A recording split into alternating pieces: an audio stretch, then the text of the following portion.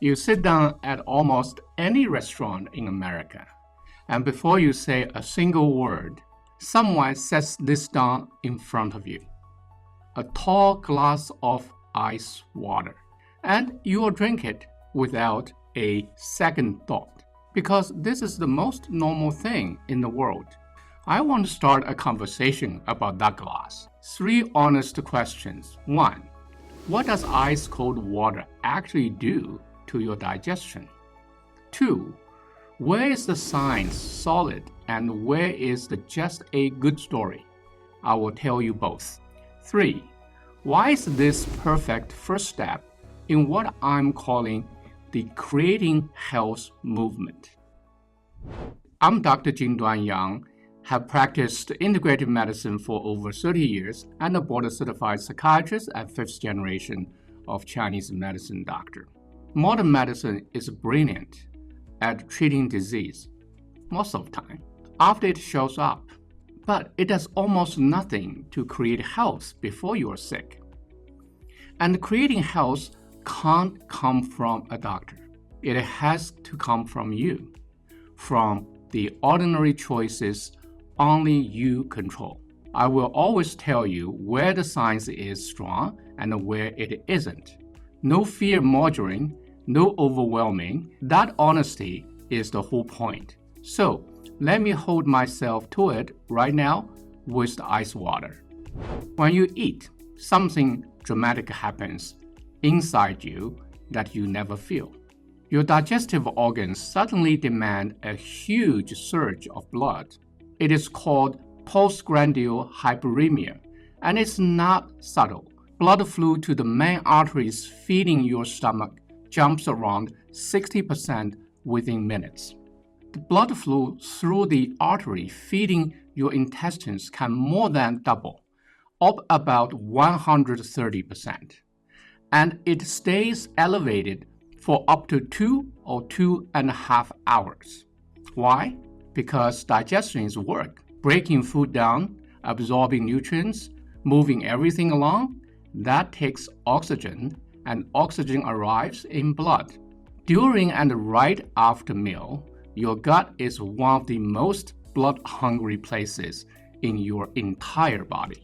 Hold control that fact, because here is the other half. Cold constricts blood vessels. That's not Chinese medicine. That's a physics and basic physiology. And it has been measured with ice water specifically. Drinking cold water triggers a surge in your sympathetic nerve system that constricts the blood vessels of your abdominal organs, and a cold drink produces a bigger constriction than a warm one. So, put the two together. Digestion requires you to open the blood supply to your gut. Ice water tells the same blood supply to clamp down. You are at the exact moment of digestion, sending 2 opposite commands to the same organs. That tension is real, it's measured, it's not in dispute. Now, here's where a lot of wellness videos would tell you ice water is destroying your digestion and freezing your organs. I'm not going to do that, because the honest evidence doesn't fully support it. Here's what we do not know.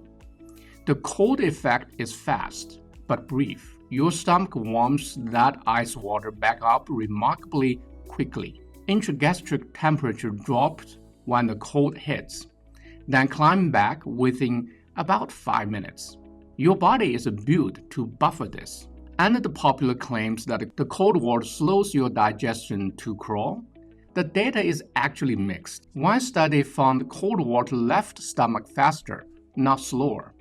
So, I'm not going to tell you cold water stalls digestion, because that specific claim isn't clean. And the big one, no long-term study has ever proven that a lifelong ice water habit causes digestive disease. It's biologically plausible. It has not been demonstrated. So, here's my honest position, and I think it's stronger than a scare tactic. We know digestion demands a surge of blood, and we know cold clamps those vessels down. And nobody has ever proven that doing this 3 times a day for decades is truly free of cost. We are running a giant, uncontrolled experiment on ourselves and calling it normal because everyone does it. That is not fear. That's a fair question we have never bothered to ask. Now, some of you are thinking, I drink ice-cold everything. I feel perfectly fine. I hear this constantly, often from very smart, very educated people. Let me gently point out the logical trap in that. I have no symptoms is not the same as there is no effect. Think about how most real damage in the body works. High blood pressure doesn't hurt. Early atherosclerosis doesn't hurt. Fatty liver doesn't hurt for years. The absence of stomach aches today tell you very little about a slow, silent, cumulative cost. Your gut, like your arteries, does not send pain signal every time it's on the strain. But I will hold myself to the same standard. I also can't prove long-term harm. So the honest challenge is symmetrical. If you claim ice water is perfectly safe, you are assuming a population-wide daily habit is harmless, with no long-term evidence either.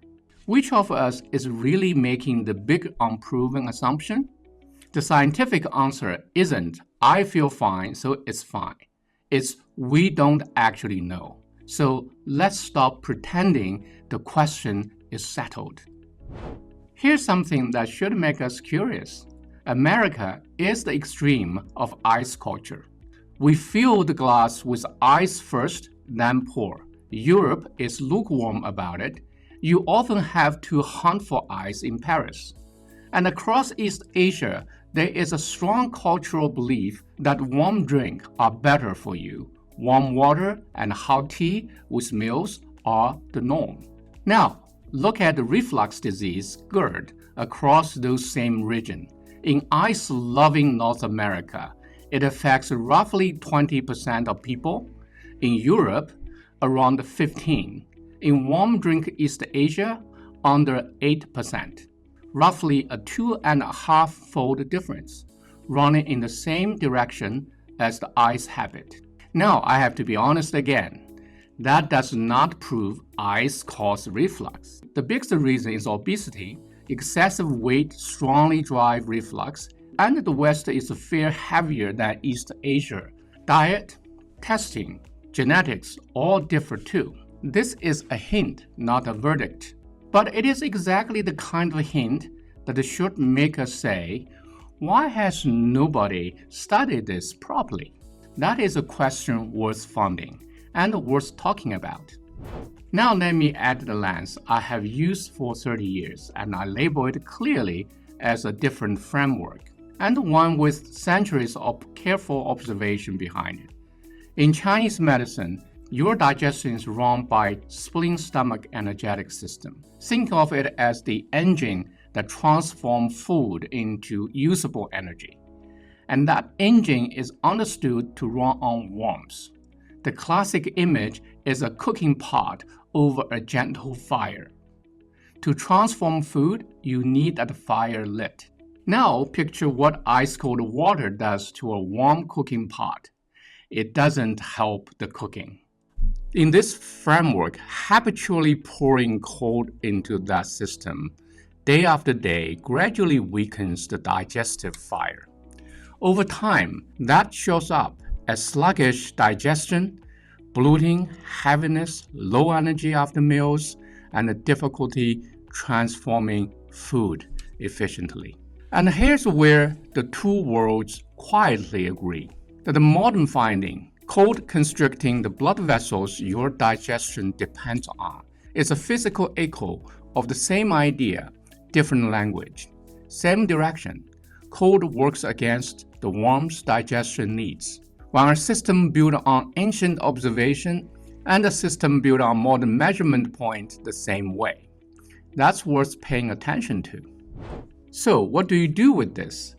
First, Make your default drink room temperature or warm, especially with meals. Warm water, room temperature water, hot tea. If your body needs to digest, don't fight it with ice at the same moment. This one change is free and aligned with both blood flow physiology and centuries of tradition. If you do want a cold drink, have it between meals, not on top of one. Timing matters more than you think. A cold drinker on an empty stomach on a hot afternoon is a very different thing than a big iced drink poured over the meal your gut is trying to process. And the third, the most important principle in this whole series, there is no one-size-fits-all. A robust person on a hot summer day is not the same as a depleted, easily cold person in winter. What you drink, how you drink it, and when, those should fit you. We'll go deep on that in the later episode.